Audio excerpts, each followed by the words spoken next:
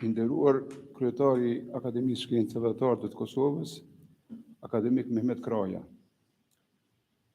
I nderuar nënkryetare e Akademisë, zonja Justina Shiroka Pula. Të nderuar anëtarë të Akademisë, të Ashakut dhe të Shqipërisë, Akademisë së Shqipërisë. Të nderuar pranishëm, zonja dhe zotëri. Më lejoni të shpall të hapur simpoziumin shkencor me titull Energjia e pastërt dhe zhvillimi i qëndrueshëm, i propozuar nga seksioni i shkencave të natyrës dhe seksioni i shkencave shoqërore të Akademisë.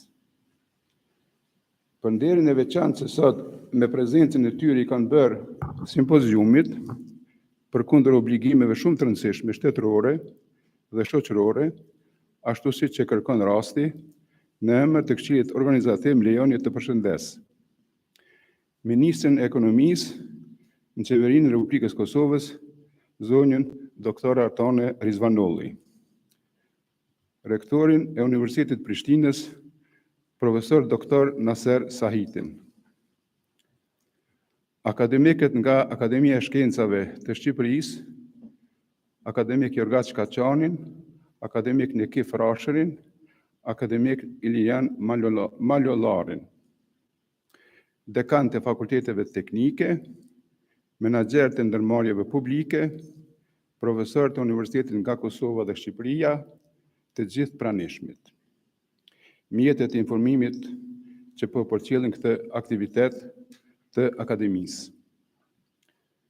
Punimet e përgjedhura për të referuar në këtë simpozium mendoj se do të jenë të dobishme për të nxjerrur përfundime cilësore që shkojnë në dobi për të gjithë ata që për objekt e kanë prodhimin dhe shfrytëzimin eficient të si në rrafshin shkencor ashtu edhe në rrafshin aplikativ.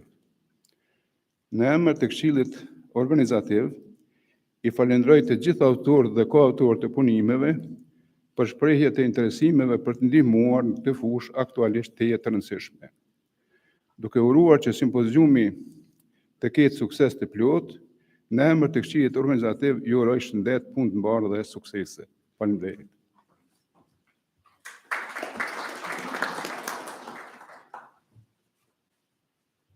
Faleminderit akademik Krasniqi.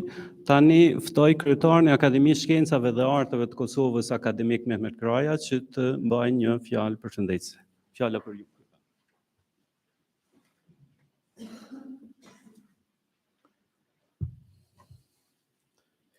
Përshëndetje të gjithëve, miq të nderuar, ministre, studiozët e tjerë të pranishëm, më lejoni që t'ju uroj ligjërime të mbara në këtë simpozium të rëndësishëm për aktualitetin jetësor të mbar komunitetit, për të ardhmen e vendit tonë dhe të gjeneratave që të jetojnë te. Ju e dini se unë jam shkrimtar dhe nuk kam njohje të mjaftueshme për atë që do të flitni në këtë simpozium, por më duhet t'ju them se zgjidhja e problemeve energjetike në Kosovë, nga niveli i diskutimeve dhe i dilemave, së paku që kur jemi bërë shtet i pavarur, që një 10-15 vjet e këndej, është dashur të kaloj në zbatimin praktik të gjetjeve shkencore. Është një diskutim lodhës, së paku që një 50 vjet që mbaj mendon, se Kosova ka industri bazike, por nuk ka industri përpunuese, se Kosova ka ndotje të madhe të mjedisit për shkak të prodhimit të energjisë mbi bazë fosile, se linjiti ka vlera të pakta energjetike e tjera. Por para se të dëgjoj këto diskutime, në shkollë kam mësuar një gjë. Nga Kosova lumej derdhe në 3 dete dhe se bifurkacioni në erodimes është fenomeni më tipik, ku uji nga burimi e humb torruan dhe hamendet për një çast nëse duhet të ikë në më shpejt në drejt detit të Egjea apo drejt detit Zi. Pra duhet të them se Kosova është e varfër me burime ujore, Kosova ka klimë kontinentale dhe nuk ka diell të mjaftueshëm, si një pjesë e mirë e Shqipërisë me 290 ditë brenda vitit, se Kosova është rrafshnalt me era jo aq të forta dhe përpasoj do ta ketë vështirë të plotësojë nevojat e veta me energji të pastër. Prandaj miq të dashur, ndaj resurseve që i ka Kosova me bazë fosile, nuk duhet të sillemi në mënyrë armiqësore kjo ndërthojza, por duhet të dimë t'i vlerësojmë ato dhe të krijojmë kushtet e përshtatshme për t'i shfrytzuar në mënyrë më racionale, me teknologjitë më bashkëkohore që të prodhojmë energji, por të mos shkurtojmë jetën e njerëzve. Sido që t'jetë, unë dola në këtë foltore vetëm t'ju përshëndes dhe t'ju uroj ligjërimet e mara. Ju faleminderit.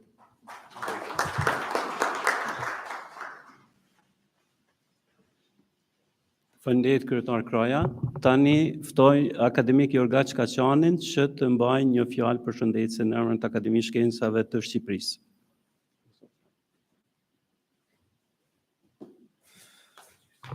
Përshëndetje të gjithëve, që jeni këtu në sallë.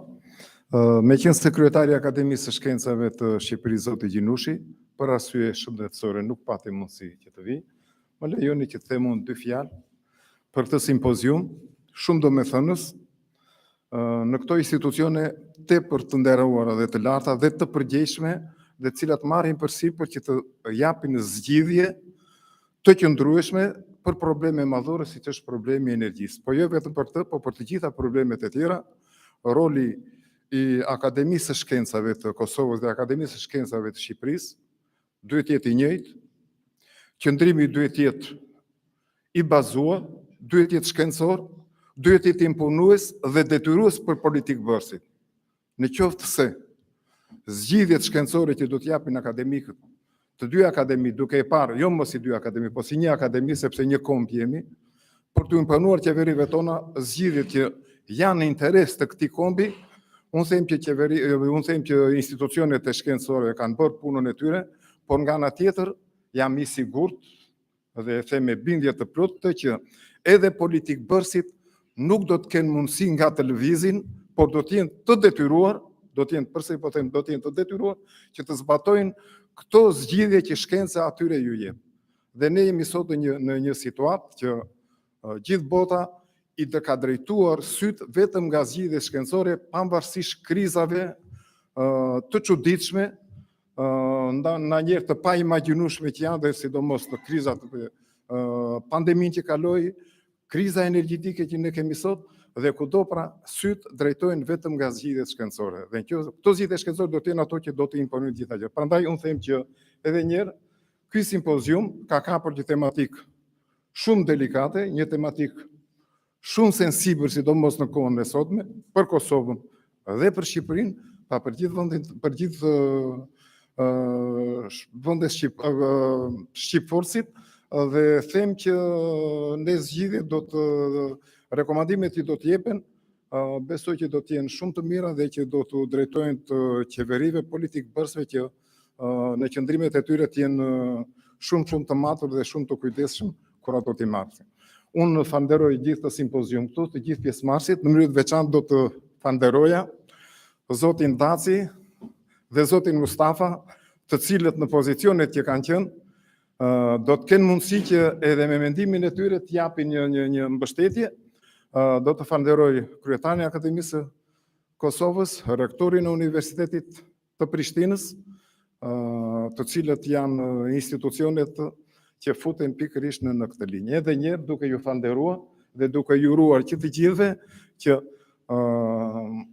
thot një fjalë anglisht, to put the head together.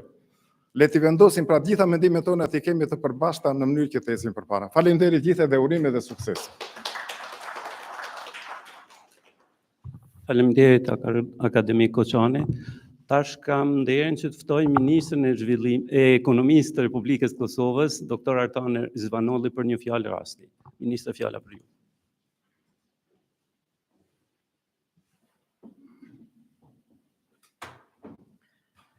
Mirëmëngjes, i nderuar kryetari i Akademisë së Shkencave dhe Arteve të Republikës së Kosovës, zotëri Kraja, i nderuar nënkryetare Justina Pula Shiroka, i nderuar akademik Krasniqi, i nderuar rektor Sahiti, të nderuar akademik të Akademisë së Shkencave dhe Arteve të Kosovës dhe të Shqipërisë, profesor zonja e zotëri.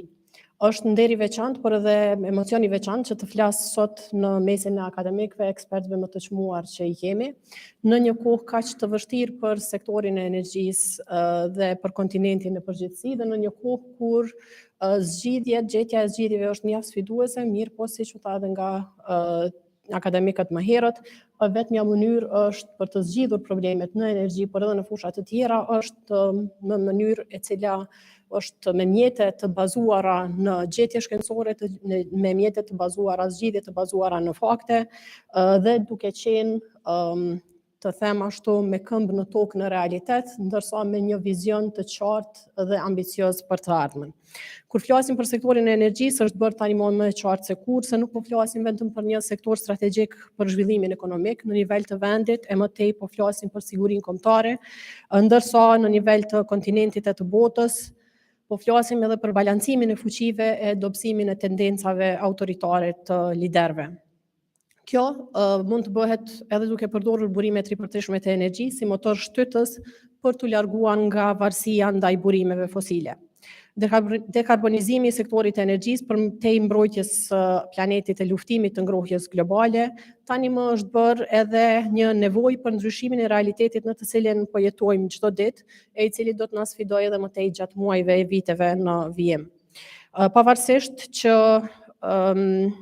jemi në këtë situatë, ne jemi të bindur që nëse punojmë të gjithë së bashku, do të gjejmë zgjidhjet dhe do të realizojmë zgjidhjet më të mira, dhe ne vetëm se kemi filluar ta bëjmë këtë, për t'u fokusuar, për t'u përballur me këto sfida, si qeveri në draftin tonë të strategjisë energjisë, ne jemi fokusuar në një zhvillim të qëndrueshëm të sektorit të energjisë dhe të pastër në vend, duke punuar në disa drejtime. E para, ndërtimi i kapaciteteve të reja të burimeve të ripërteshme të energjisë dhe të kapaciteteve akumuluese që do të na mundsojnë integrimin e këtyre bërejve në sistemin tonë energjetik.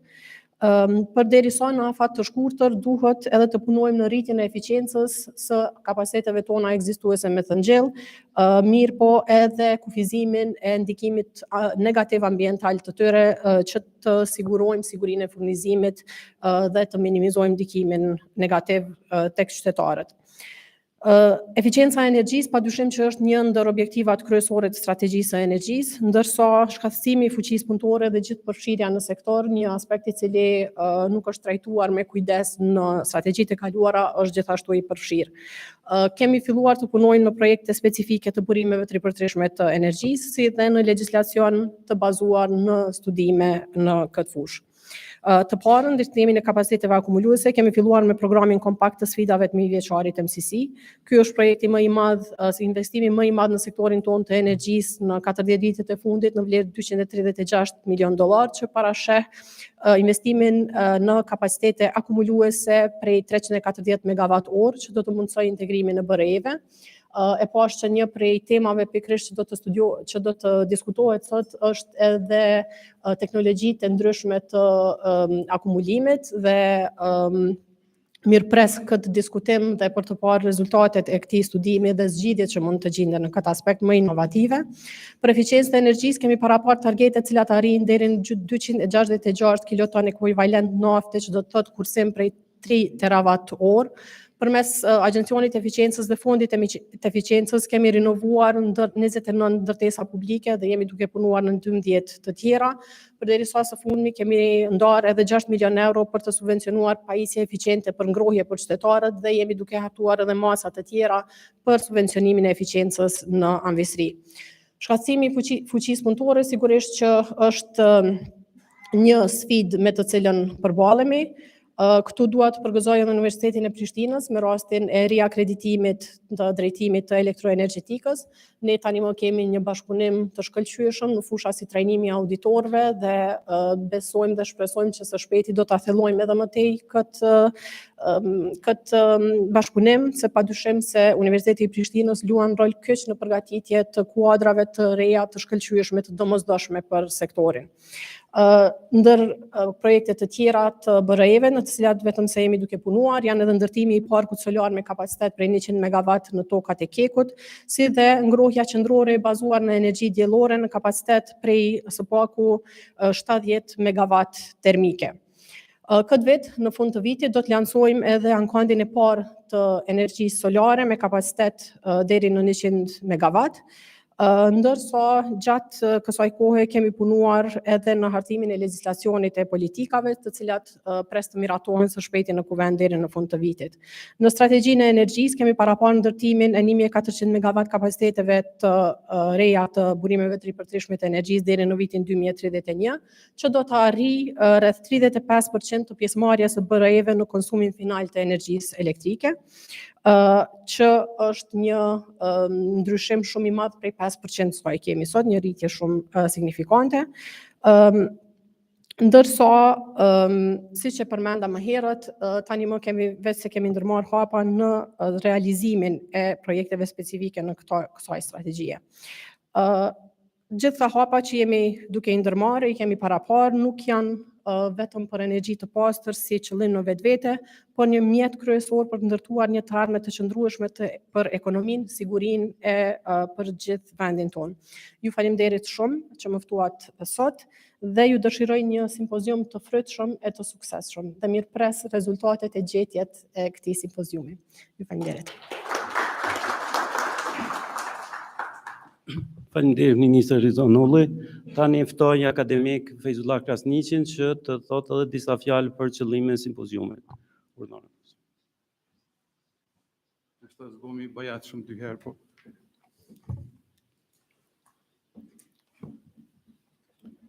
Simpoziumi shkencor me titull Energjia pastër dhe zhvillimi qëndrueshëm i propozuar nga seksioni i shkencave të natyrës dhe seksioni i shkencave shoqërore të Ashakut, ka për objektiv të mbledh mendje të ndritura akademike dhe të ofrojë mundësi dhe kushte për diskutime, analiza, përfundime shkencore me interes në fushën e energjisë. Tani ndodhemi në një udhkryq ku nuk mund të qëndrojmë gjatë. Për fat mirë, na është i njohur drejtimi dhe gjatësia rrugës, në për cilën duhet të lëvizim.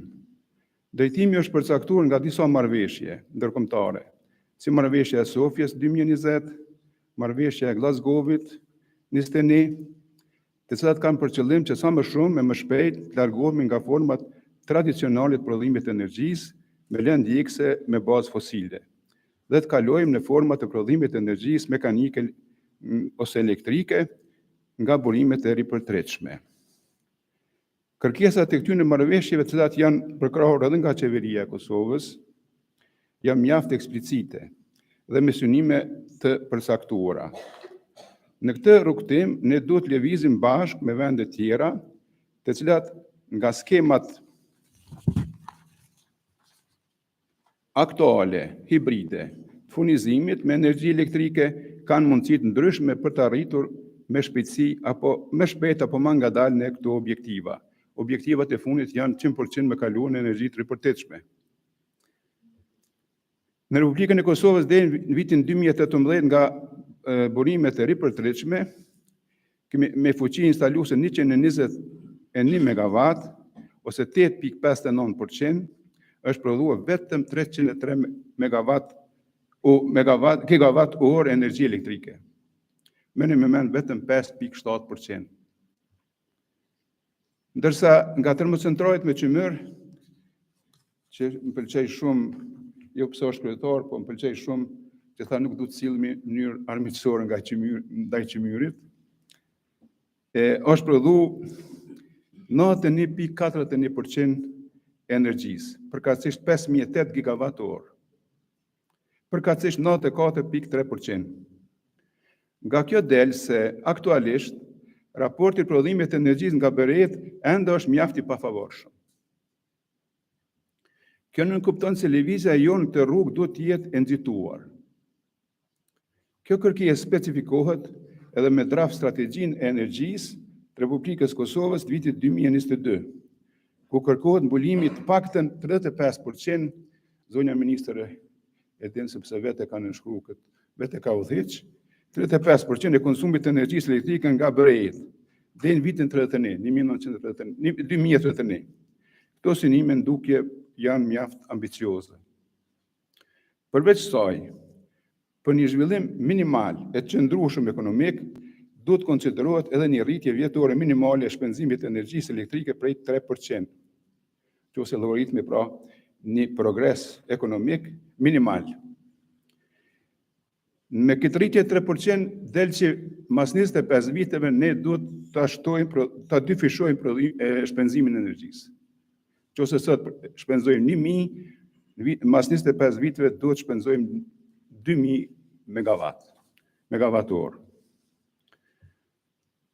Për një zhvillim të qëndrueshëm aktual dhe perspektiv, vendit si dhe për të zvogëluar emitimet e gazave serë, duhet të ngrismi besueshmërinë e sistemit elektroenergjetik që arrihet duke bërë këto veprime. Investime në kapacitetet e energjisë të ripërtritshme. Më thamë, ne duhet të kemi këtë parasysh. Rehabilitimi i kapaciteteve ekzistuese dhe investime në kapacitete të reja. Kjo është shkruar edhe në draft strategjinë e energjisë. Më thënë, rehabilitimi i kapaciteteve ekzistuese dhe investime në kapacitete të reja. Akumulimi i energjisë elektrike përmes baterive dhe me rritjen e eficiencës së energjisë. Këto janë për 4 pika kryesore që duhet t'i përkrahen. Një ndryshim në favor të prodhimit të energjisë nga BRE-t është shënuar në vitin 2022, kur është fshuar në punë centrali i erës në fshatin Bajgor dhe Selac, Mitrovicës. Projekt gjermano-izraelit me fuqi 103 MW, nga i cili pritet prodhohet 320 GWh. Optimizëm shtesë në këtë simpozium mund konsiderohet konstatimi se parashikimi dhe zgjidhja e problemeve energjetike sot është bërë fushë shumë e rëndësishme e interesimeve dhe hulumtimeve nga shumë institucione shkencore hulumtuese në tërë botën. Një interesim i shtuar është i dukshëm edhe nga ekspertët në Kosovë dhe Shqipëri, që provohet me faktin se enkas për këtë simpozium janë përgatitur dhe dorëzuar për referim mjaft punime me kontribute profesionale dhe shkencore, nga cilët pritet të rezultojnë edhe përgjigje adekuate për pikpyetjet dhe dilemat në sferën e energjisë përgjithësi dhe problemet e tranzicionit energjetik në veçanti. Sepse ne tash kemi një tranzicion energjetik, po asesi prap resursi kryesor energjetik mbetet çmyri.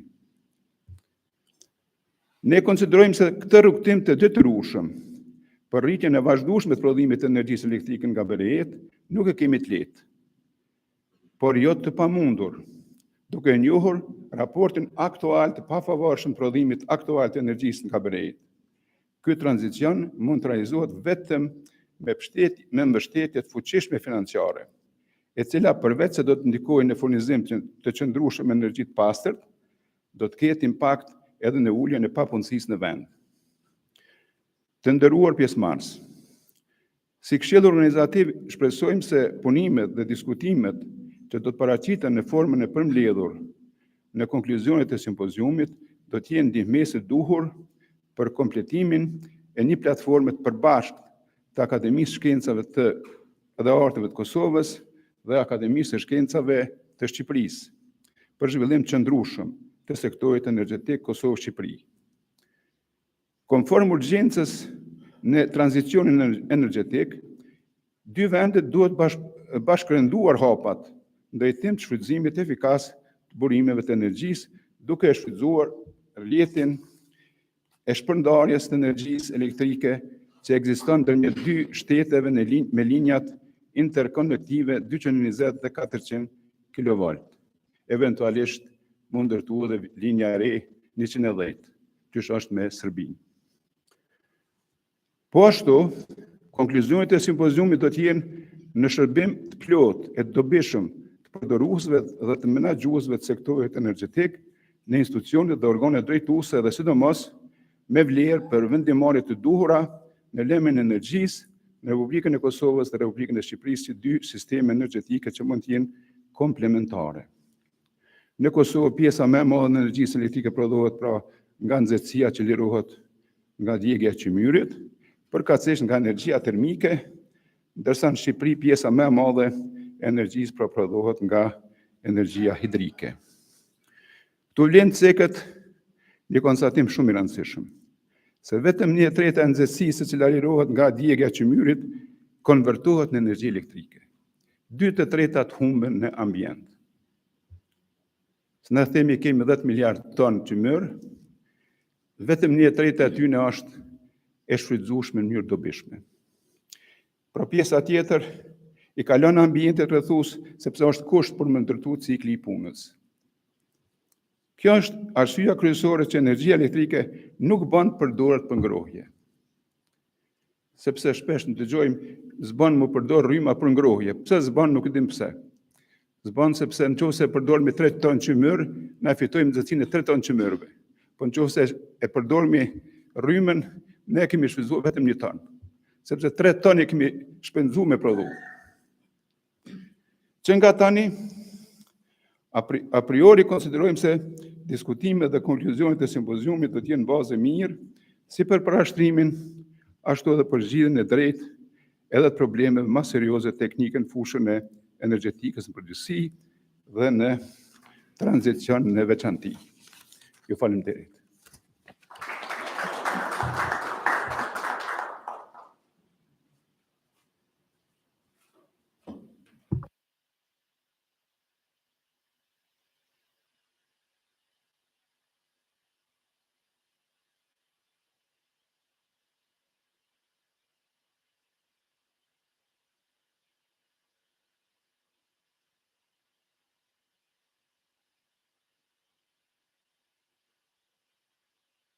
False. Në këtë seancën e parë, i kemi 3 prezentime, secila me kohëzgjatje nga 20 minuta dhe pashtu 5 minuta janë rezervuar për pyetje eventuale. Ne si këshill organizativ i këtij simpoziumi kemi ftuar edhe personalitete nga jashtë me autoritet shkencor me përmasa ndërkombëtare. Njëri nga këta është Neven Dujic, profesor i rregut në Universitetin e Zagrebit dhe aktualisht në kryetari i Akademisë Shkencave Teknike të Kroacisë, si dhe kryetari i Këshillit Ndërkombëtar të Akademive të Shkencave Inxhinierike dhe Teknologjike. Ka publikuar mbi 300 punime shkencore dhe i ka 9000 citime në platformën Scopus. Vështirë dhe me numëru. Është kryeredaktor, zavendës kryeredaktor apo redaktor i disa revistave shkencore të njohura në fushën e energjisë si Energy Storage and Saving Energy, E-Prime, Energy Conservation and Management, Journal of Sustainable Development, Water and the Environment, e tjera. Si dhe antari këshillave redaktuese të mëse 10 revistave tjera shkencore. Now I have the pleasure to invite Professor Neven Dujic to start his presentation with the title, How to Make Energy Transition with Smart Energy System. Please, Professor.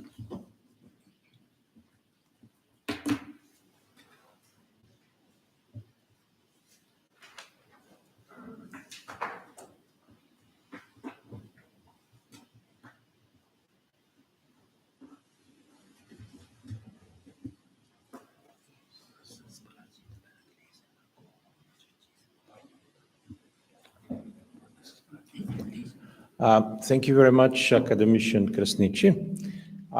Good morning. It's great to be here.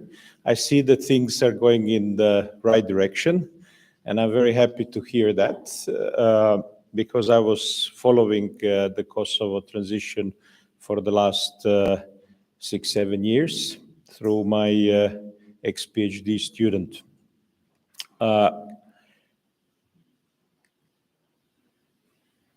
Okay, so what did I do?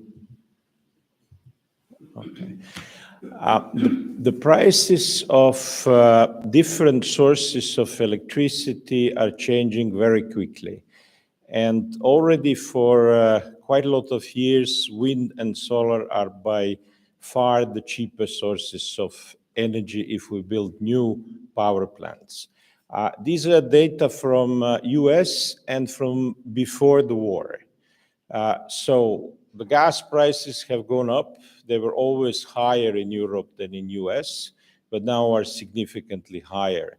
And gas doesn't look like an option at the moment. Nuclear and coal are expensive for a long time. Wind and solar are extremely cheap. What about the wind potential? It's not great in Kosovo, but it's good enough. It's good enough to move to renewable energy sources. It will be a bit more expensive, but not significantly, because the other parts of the cost of the system will actually decrease the cost of energy in the long term compared to fossil fuels. Solar potential, it's also not the best, but the difference between Dubai and Copenhagen is only factor 2, and solar panels are extremely cheap. We are only 30% lower than Dubai, so it's not really a very important difference. The bigger difference is the winter-summer variations, and we have to take care when we are planning our energy systems. Just to show different territories around the world and their share of wind.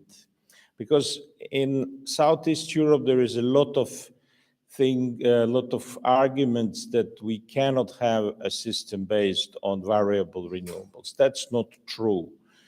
Let's look at Brazilian state of Rio Grande do Norte. They have 300% of wind in their power system. They're exporting electricity. It's great. If you can sell it, it's perfect. Denmark is around 50%, Uruguay 44%, and even some African countries, Cabo Verde, it's 20%. I did energy planning there 20 years ago. Kosovo is at 1%, 2020, so you have a long way to go, but I think you have started in the right direction. A friend of mine, who is now senator in Brazil, Jean Paul Prates, he was a minister of energy in Rio Grande do Norte for 4 years. In those 4 years, he has increased the share of wind from 20% to 260%. It can be done very quickly.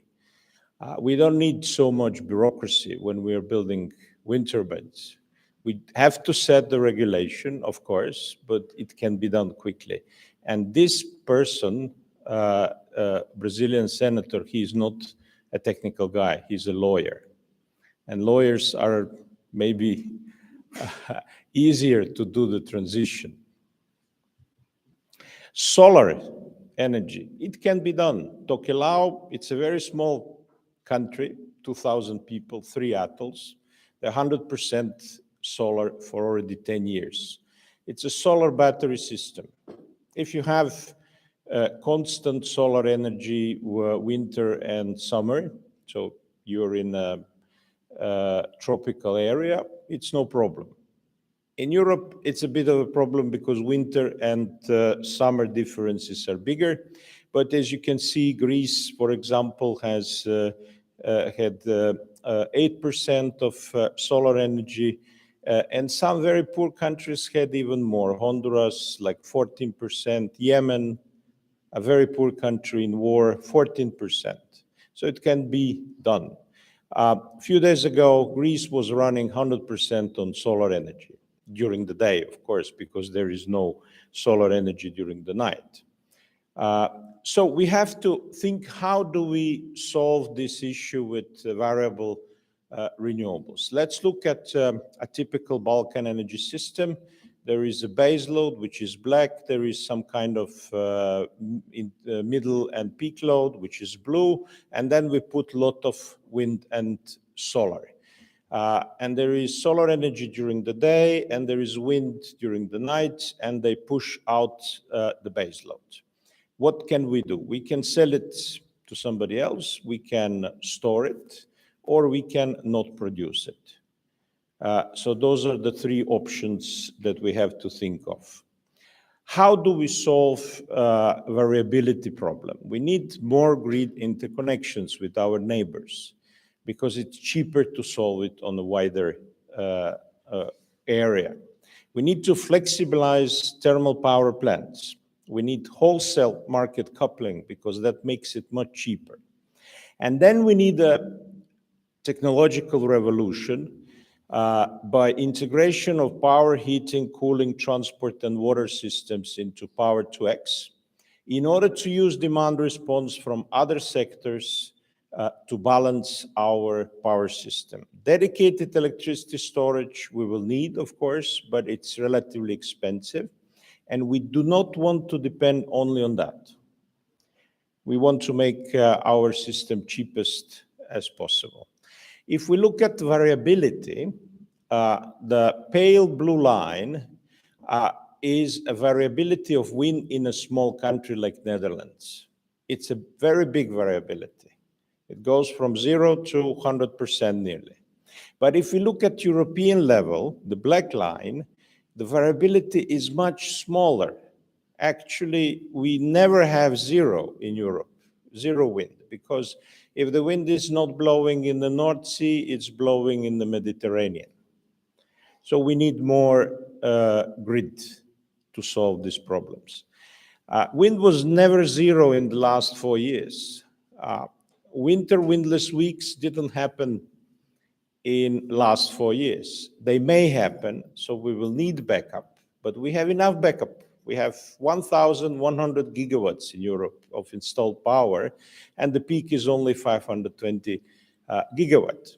So if we consider that this wind, which is under the red line, is actually a base load, then we can cover our needs which have to be covered at the right time critical electricity demand. Whatever is above that line, we can use for a non-time critical demand. We will see later how it works. Another thing which is an interesting mechanical engineering problem is to make our thermal power plants flexible. In Germany, they're running for many years in cycling mode, turning on and off twice a day. Coal power plants can do that. Of course, that kills their economy, but we don't really want to build any more new coal power plants. We want to use coal power plants for security of supply as long as we need them, but we will probably not be building new ones because we are going into fast energy transition.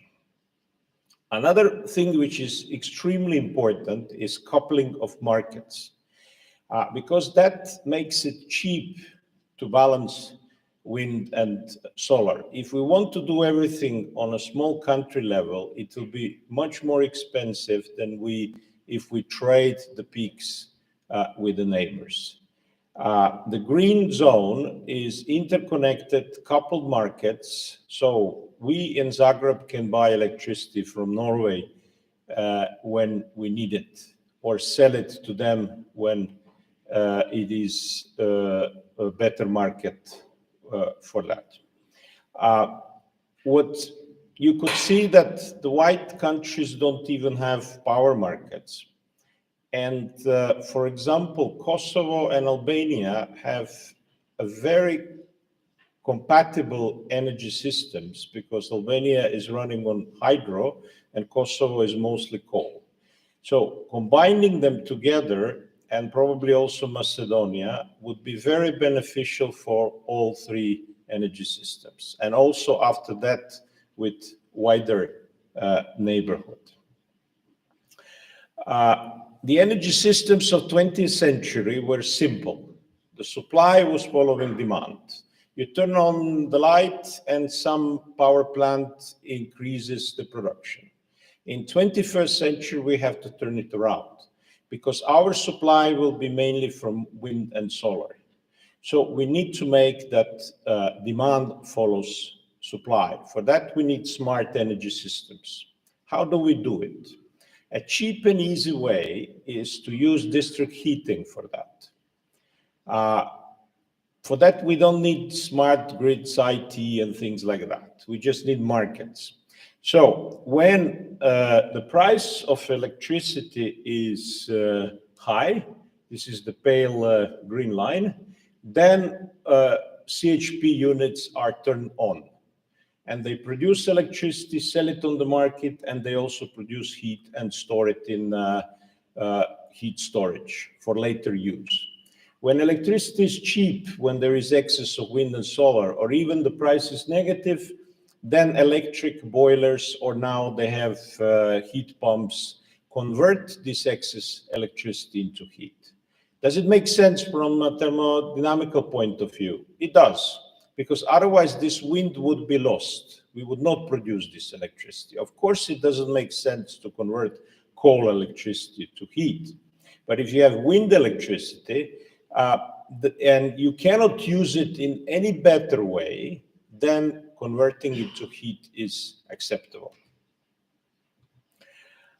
Thermal storage is very cheap if we build big thermal storage. If we build smaller one, it's more expensive. But in any way, it's 2 levels of magnitude cheaper than battery storage.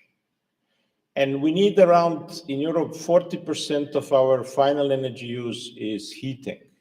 So while we still need heating, this is a very cheap way how to store excess of wind electricity and solar electricity. We cannot get this electricity back, but we need heating. So we are using it for a good purpose.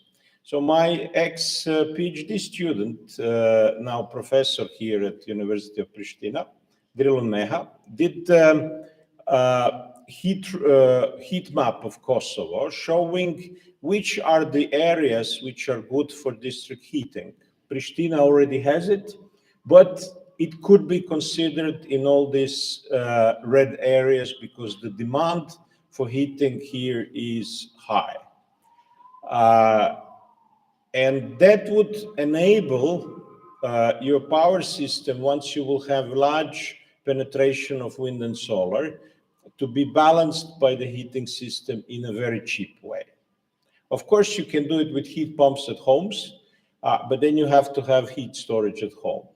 And a good size of heat storage to balance the power system in the long term is around 4 cubic meters per dwelling, so it's not small. Another issue that can help us balance wind and solar are electric cars. They're coming. Already last year, 8% of the total cars sold in Europe were electric cars. I have been to Kosovo many times with electric cars, and it's no problem. There is charging. Last time I was passing by from Albania, I had some queue. So there is need for more charging infrastructure because there is a lot of electric cars, it seems, in Kosovo.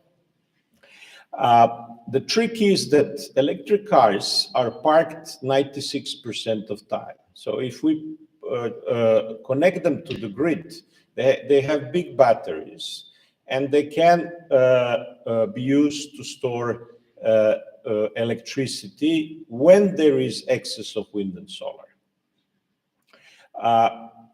When electric cars will come to the Balkans? Very soon, because now they exploded in Western Europe. In 5 years' time, there will be a lot of second-hand electric cars coming to the Balkans. So we have to prepare now, because they're coming. They're expensive now, but Chinese are already very cheap. You can buy an electric car from China for 5,000 euros, new one.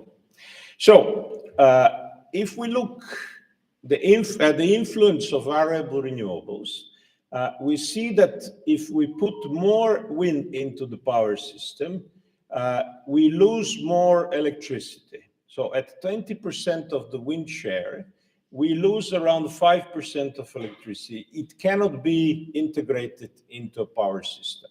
So this is the level of economic integration of wind power in a classical system. But if we combine it with power to heat and heat storage, we can go all the way to 40%. And with electric cars, we can go to 80% only on wind, not counting hydro, solar, and everything else. So we solved most of the problem with power to heat and power to electric cars.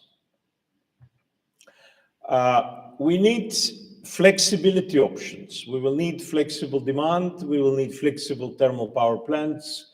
We need power to heat with thermal storage, either heat pumps at district heating level or individual heat pumps. Stockholm is heated for 50 years on heat pumps on sewage, and it works very well. Then we need smart charging and maybe vehicle to grid. I'm not so sure about it. At the end, we will need hydrogen and electrofuels production for industry and heavy transport. And we will need, of course, all kinds of energy storage like battery, pumped hydro storage, etc. But we don't want to put too much into it. So if we look at the legacy electricity demand, which is the red line, so that's the current demand of electricity. And then we imagine that we build 3 times more wind and solar than we actually need to cover our demand. We see that most of the time it actually covers our demand. There are some places where we need some backup or hydro or whatever, but we have huge amount of excess electricity. So what do? If we electrify transport, we use part of that. If we electrify heating, consider that this is time when nearly all of electricity is coming from renewables. That means that this electricity is not bad from thermodynamical point of view to use for heating. It's acceptable because it's excess electricity. And then we have around 40% excess, which we can use for hydrogen in order to decarbonize hard to decarbonize sectors like industry or heavy transport. So let me conclude slowly. Wind and solar are coming. They're cheap. They will be built. We have to increase the speed. This winter will be difficult in Europe, probably also the next winter, but we will somehow survive and organize supply of gas from other sources. But gas will stay expensive because LNG gas is following the Asian market. Because LNG is a fungible market, meaning that like oil, you can sell the ship in Japan or in Greece, no problem. You just see where the price is higher. So the price of LNG gas will be integrated on a global scale, and that means it will never be as cheap as it used to be.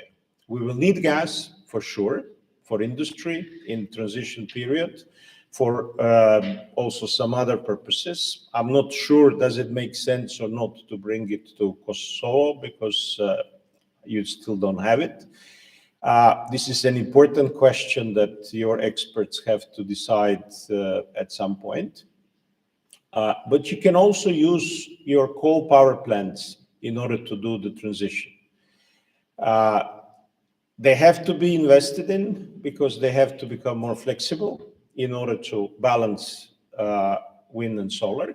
But this can be done. This was solved. It's not a huge investment to make coal power plants flexible. You need to change the way furnaces are working, steam generators. They have to have a throttling system because you want to keep them hot. If you keep them hot, then you can start them in 3 hours time from the hot position. And also you need additional system for steam turbines. They need to be heated with hot air because you cannot leave the steam in the turbines during the power plant has stopped. So crucial thing to start thinking now is that the future energy systems will be integrated because it will be very expensive to balance your system with storage only. It can be done, like in Tokelau, but that's not the most economically viable way to do it. So if you think like that heating is one possible system that can be used to decrease the price of high penetration of wind and solar, then you will be thinking about how to increase district heating in the cities. Now, it can be done from a thermal power plant in nearby Pristina, which is good because you're using waste heat partially. But later on, you will want to use heat pumps in order to produce heat when your thermal power plant is not working, when you have enough wind and solar. So you will slowly move to combining different resources for the district heating. Smart energy systems should be cheap and simple. That's the main point of good engineers, to make it cheap and simple. We don't want too expensive transition. And transition can be done relatively quickly. We have seen it from, for example, Rio Grande do Norte, which is a state size of Croatia, let's say 4 million people. Thank you very much.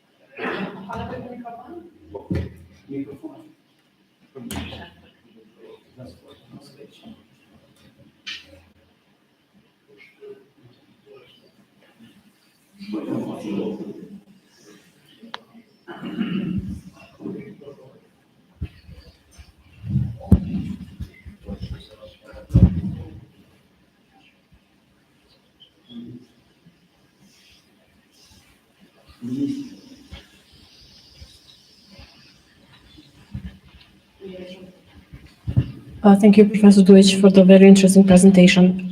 You mentioned heat storage, combination of heat storage, heat pumps, and district district heating.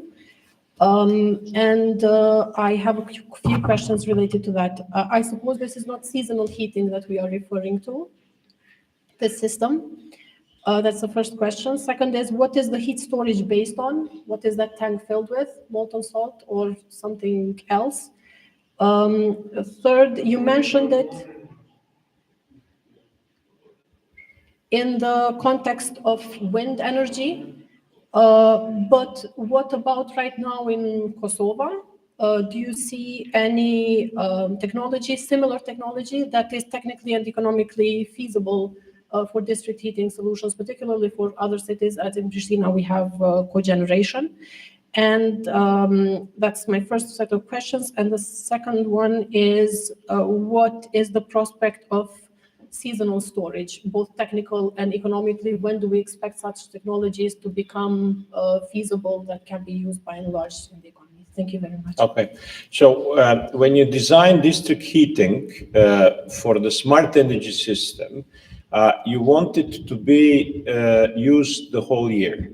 So it's very important to also have hot water, not only just heating, because heating is probably 6 months per year.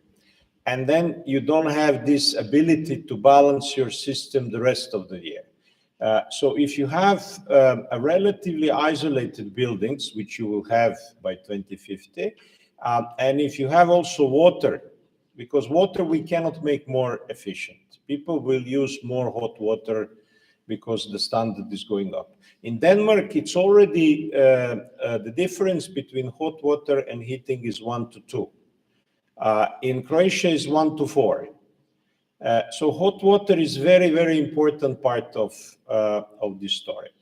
If you have a cogeneration, it's good at the moment because you are using waste heat. Of course, cogeneration is only available to Pristina. In other cities, you have to find out other possible solutions. It might have been if you brought the gas cogenerations, but probably it doesn't look very feasible at the moment. So you should look into other options. For example, solar district heating is something that is very much used in Denmark, but for that you need seasonal storage. But seasonal storage is actually extremely cheap.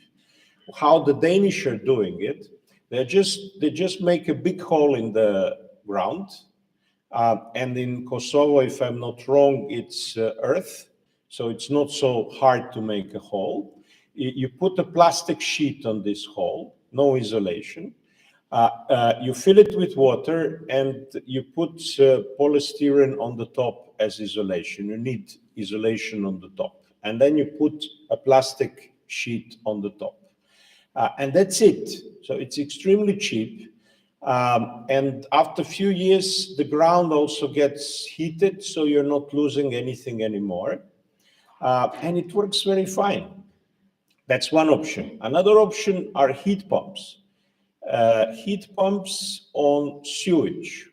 Probably the cities have sewage systems, which means that after the treatment plant or a collector, when you filter out the big part of waste, you have relatively clean water which is warm, which is usually 11, 12 degrees at least in winter time. So this is a good source for the heat pump. And this is what Stockholm is using for 50 years already. If you would be designing the district heating system now, I would suggest that you go to 4th generation district heating, which means low temperature, which means that the heating systems in houses have to be designed in a different way. If you build a new house, you should put floor heating. If you have to rebuild the system in the old building, then you put a fan coiler, or which you can see there, because this one can work on a low temperature heat.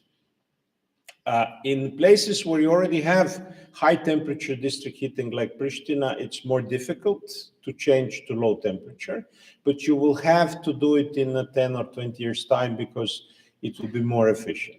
So heat pumps and solar looks for me the best choices in Kosovo now for other smaller cities.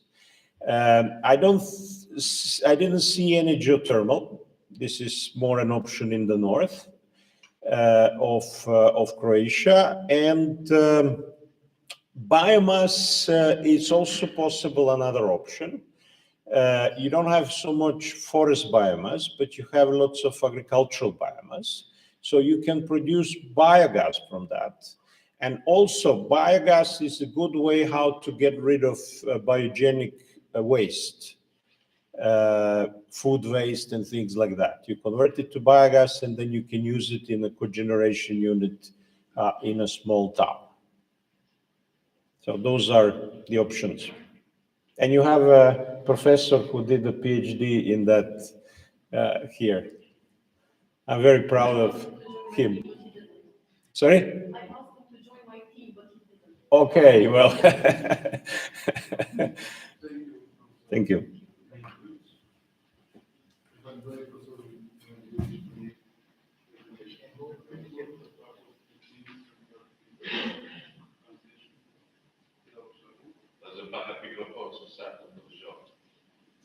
Ki shumë drejt.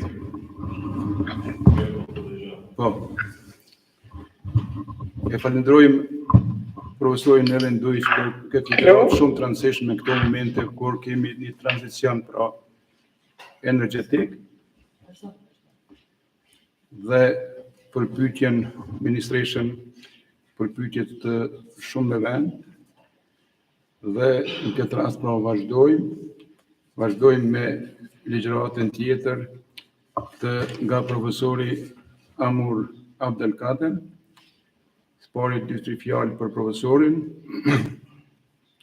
Ka doktoruar në vitin 2011 në Universitetin e Cambridge-it në shkencat e materialeve dhe metalurgji.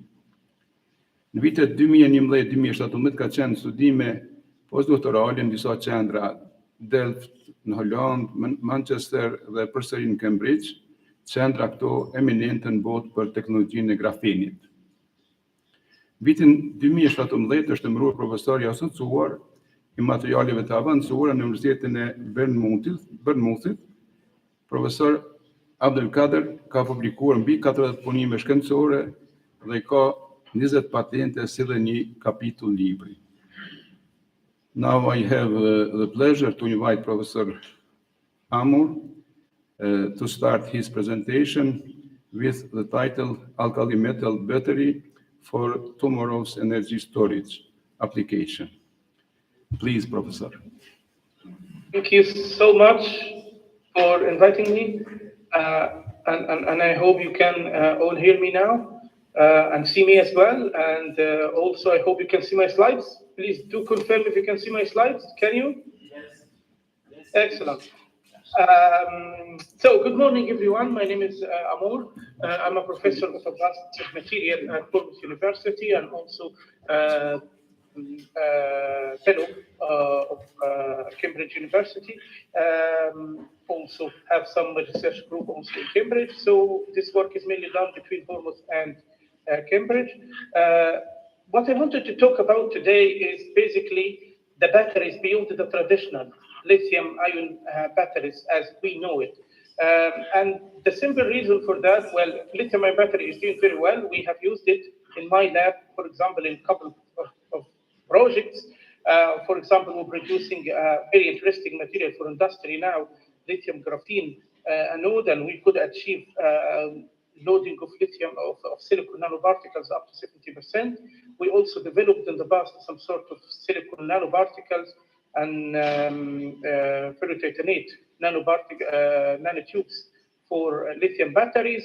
And we have done fibers as well of lithium-ion batteries for both cathode and anode.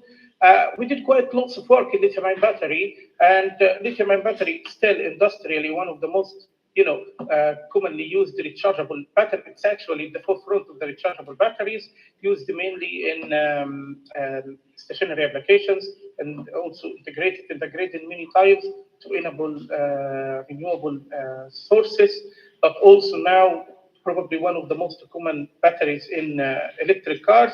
And that was featured really by giving the guy who developed the lithium-ion battery Nobel Prize in 2019. So what's the problem?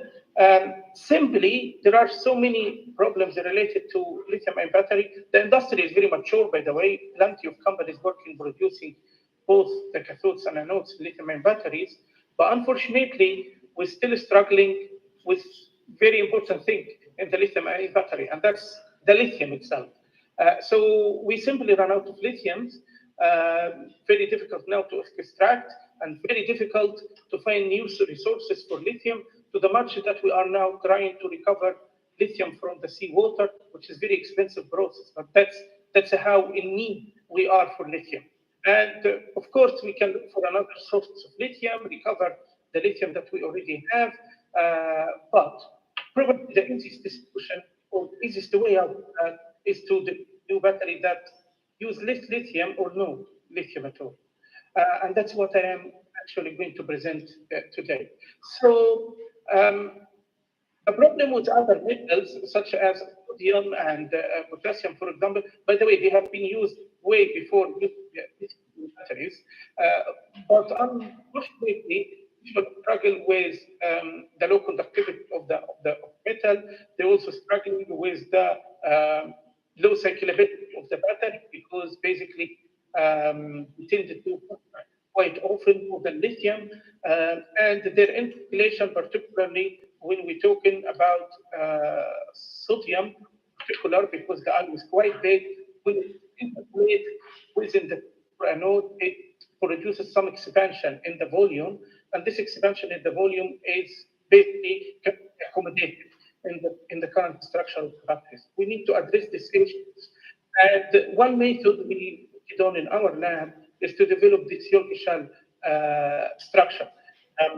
Here, we chosen the anode material iron selenide, but we have tried also materials and different other anode materials, but the important thing is the structure itself. So in this structure, we actually first produced metal oxide, such as iron oxide here, coated with carbon in a very easy process, but then we reacted this iron oxide with some sort of reducing agent, such as sulfur or selenide, which basically converted the oxide into selenides or sulfides or phosphides, even, or nitrides.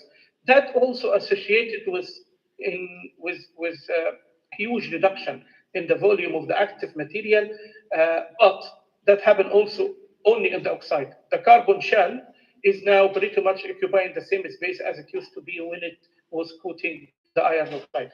As a result of that, we end up by forming this egg structure or York shell structure, where the active material occupying only 1/3 of the volume, and the other 2/3 are voids, vacuum.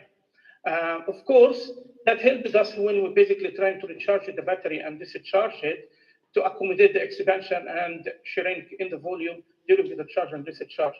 And that's also allow us to accommodate very large ions such as potassium for long time without breaking the structure really. And without breaking the structure of the material means simply not breaking the structure of the cathode or anode. As a result of that, we will be able to cycle batteries for sodium, for example, reaching more than 1,500 cycles with a capacity as high as 371 milliamp hour per gram, which is quite high. And more important, with potassium in particular, we found out actually this structure allow us to go for a high capacity and cycle the battery for a couple of hundreds of cycles actually. All right, we did a little bit of more modification to the process. So instead of having the carbon confining the volume, we basically anchored tiny or nano or even sometimes quantum dots of the active material on graphene sheets. As you can see from image C, for example, and image E and G. So the tiny little particles of the active material is now anchored in a very conductive material like graphene. And as a result of that, it's an open structure. You can expand it, and as you can see from the area, it does not cover the entire surface of graphene. So there is plenty of space to expand during the charging. And we be able to achieve records of more than 5,000 cycles with sodium and lithium, and it reached to almost 500 with potassium, which again enabled the use of potassium. We even very recently used it with aluminium battery, and we're able to also achieve quite good cyclability, reaching almost 1,000 cycles of aluminium ion batteries.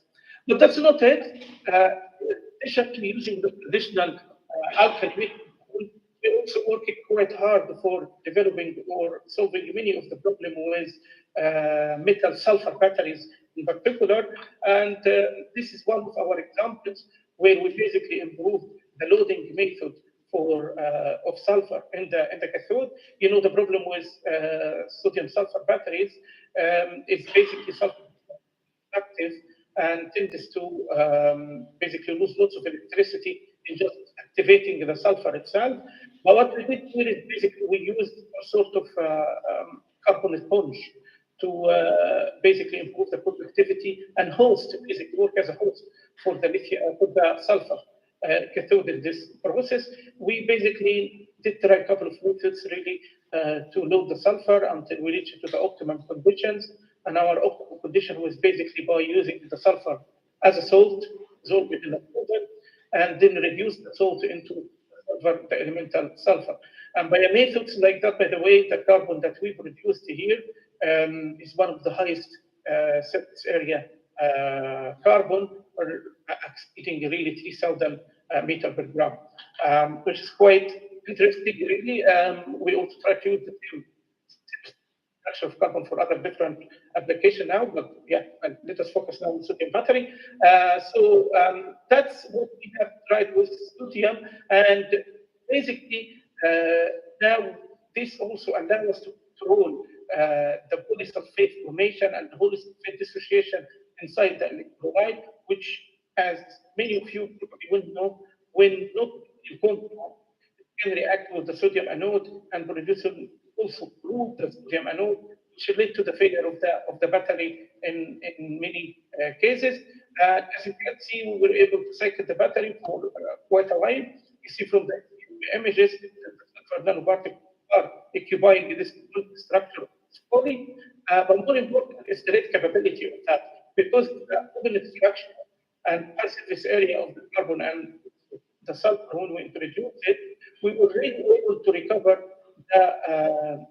the same material when we basically in steps different current density. It's just flickering until now, to be quite honest. We only lost some of the capacity in the first cycles, but after that, we almost run the battery now for 300 kilowatts too, with almost 89% of the initial capacity.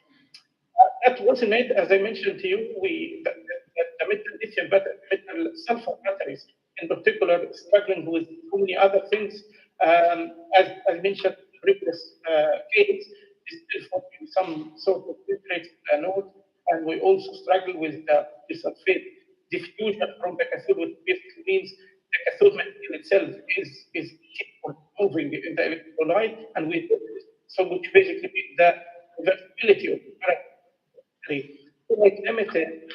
And one method we developed very recently to solve this problem is basically play with the separator.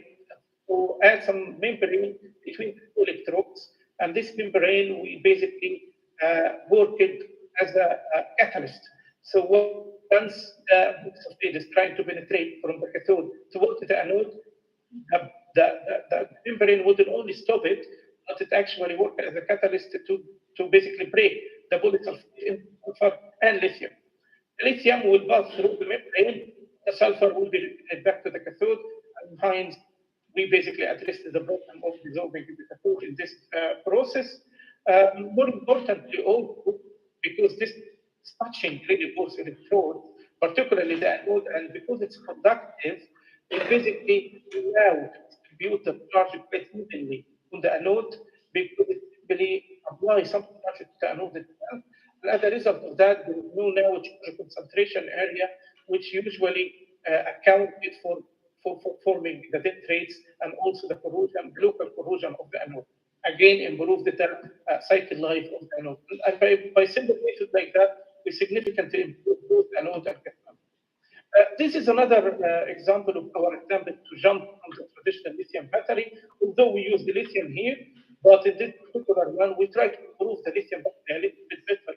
So instead of using lithium only as the charge mechanism, where basically during the charge, we force the lithium into the graphite anode, and during the discharge, taking it out. Here, we basically, during the charge, we force the lithium to go. But during the discharge, we actually force an ion to go to the anode. Something that we developed very recently, and developed very recently liquid state, where basically the electrolyte is liquid. But in this particular case, we have used a solid electrolyte to improve the safety of batteries, because, as you know, using flammable liquids is not advisable, and people now, when using electric cars, realizing that they will need safer battery, way to go into a more safe configuration of batteries by using the solid state electrolyte. So we were probably the first to do basically the board using solid polymer electrolyte that can allow the dual the dual ion as the mechanism of storing. Obviously, as a result of that, we improved the capacity of the battery itself, moving probably to 1.5 from the traditional lithium only cathode or lithium only battery. Now something we about after 2,000, almost close to 3,000 cycles, we have 65 milliamp hour per gram. It's quite a record, by the way, for for lithium solid-state batteries. There is some decrease in the capacity of the battery, but that's mainly because of the depletion of the polymer electrolyte itself, which we still need to work on, not because of the mechanism that we have introduced. And it's basically based on introducing some anion accepting ions on the anode itself to basically accept this ion during the all right, these are some of our key applications in the area. We are very happy to expand our area, collaborate with you guys, and more important, we're very happy to try to embed our batteries in the grid or in larger scale system. Because at the moment we only work with car manufacturer, to be quite honest. Just to conclude, basically this structure is not reflected so far. I think the future batteries will have more of this shell structure to basically expand the cycle lives of the battery, all batteries. And if we're talking about moving from lithium to potassium and even aluminium in the future, zinc as well, we certainly need these circular structures because probably it's one of the few structures that are going to survive in food. This is very good example. We give with roof. It works very well with sodium and potassium. Hopefully, I will publish battery and aluminum battery as well. More work is needed for the metal batteries, and particularly to develop high temperature membrane that basically sustain the high temperature sodium sulfur battery and mitigate the problems that resulted from operating the larger scale operating of sodium sulfur batteries. Thanks to all my collaborators and the agency, and thanks to you for inviting me. And yeah, I'm ready for any questions. Thank you. Profesorin Amor për këtë prezentim të rëndësishëm kurset aktuale të tranzicionit pra energjetik dhe ju lutem nëse ka eventualisht në një pyetje. Hello? We are waiting for questions. Yes. Kemi ndonjë pyetje? I have a question, Amor. Thank you Yes, very much sure. for your presentation. What about the price of these batteries that you have now prepared? Oh, you mean lithium battery? Yeah. Actually, using the battery itself is not a problem. It's just the operating cost of the battery is probably a little bit around almost 70% higher than lithium. And that's why we're still struggling to penetrate the market financially.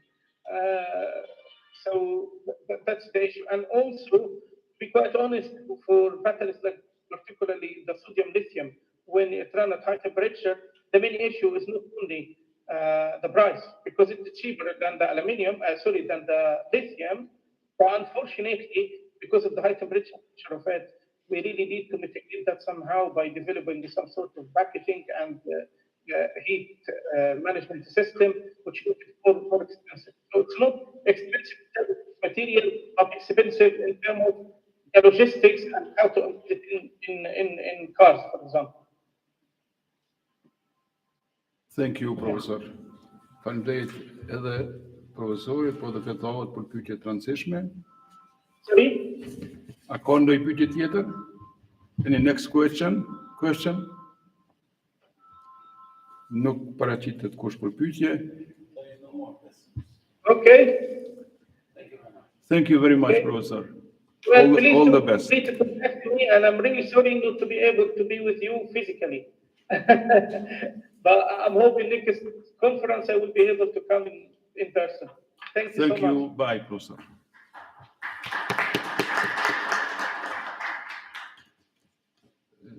Prezentimin e radhës është nga profesori Adhurim Haxhi Musa, rruga drejt dekarbonizimit të sektorit energjetik. Pak fjalë për profesorin, ta njohemi kush është profesori. Profesori Adhurim Haxhi Musa ka diplomuar në nivelin bachelor në menaxhment dhe informatikë në Universitetin e Prishtinës në vitin 2008. Ai mori gradën master në ekonomi në Universitetin e Ekonomisë dhe Biznesit në Vjenë në vitin 2012, ndërsa i përfundoi studimet e tij të doktoratës në ekonomi me një fokus të veçantë në tregjet e energjisë në Universitetin e Ekonomisë dhe Biznesit të Vjenës. Pas studimeve të doktoraturës, ai mori një pozicion postdoktoratur në të njëjtin universitet. Adhurimi i punësuar në Universitetin e Shkencave të Zbatuara të Grisonsit në Zvicër në shtator vitit 2019 në pozitën e profesorit të asociuar. Ai ka botuar një numër të punimesh në revista të ndryshme në fushën e energjisë dhe ekonomisë së mjedisit. E lusum profesorin ta merr fjalën për prezantim.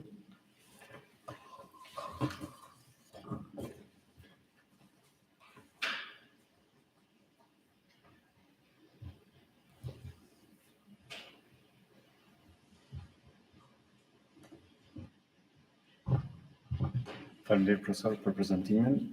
Ndjem sot i nderuar, mund të them pak edhe me shumë emocione, po gjendem sot para profesorëve të mi, profesoreshës Justina, profesori Isam Mustafa, po duhet ta përmend këtu edhe profesorin Sak Shabani, dekanin e Fjekut, cilin e kam pasur profesor gjatë shkollës mesme.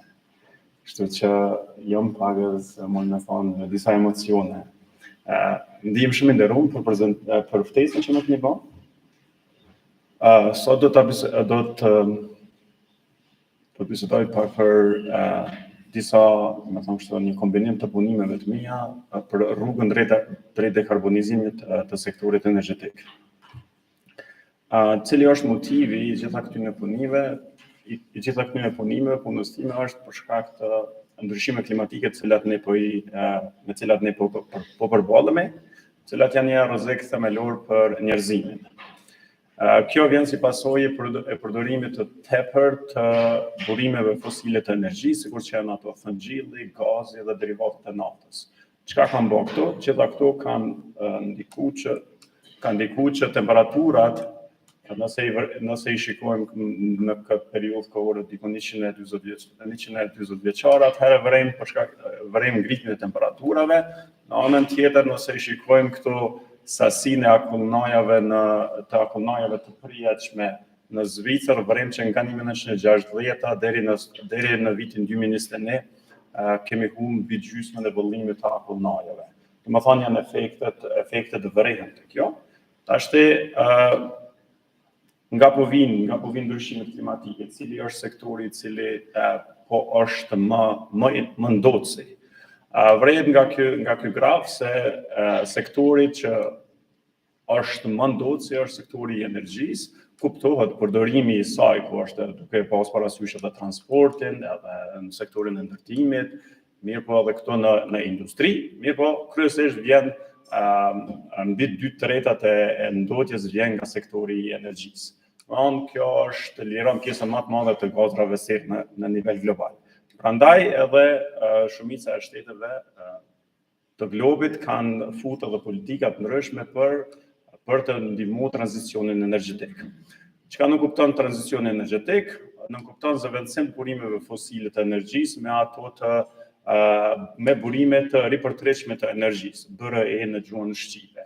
Për shkak të efekteve anësore që deri më tani që kanë faktikisht burimet fosile të energjisë, ato të thëngjillit, gazit dhe të derivateve të naftës. Po si ta bëjmë tranzicionin energjetik? Kjo është një pyetje ku në termat ekonomik ne e diskutojmë.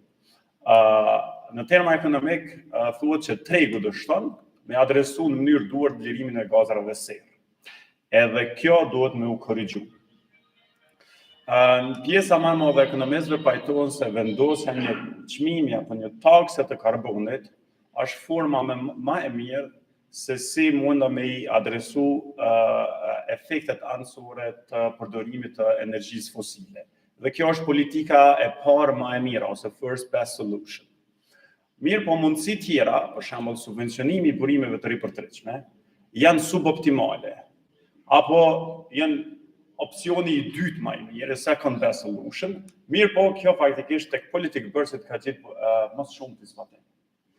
Tashti, në aspektin shkencor, ideja pyetja është cila prej këtyre opsioneve është më efektive edhe më eficiente, cila ofron zgjidhjen me kostën më të lirë të arritjes së tranzicionit energjetik.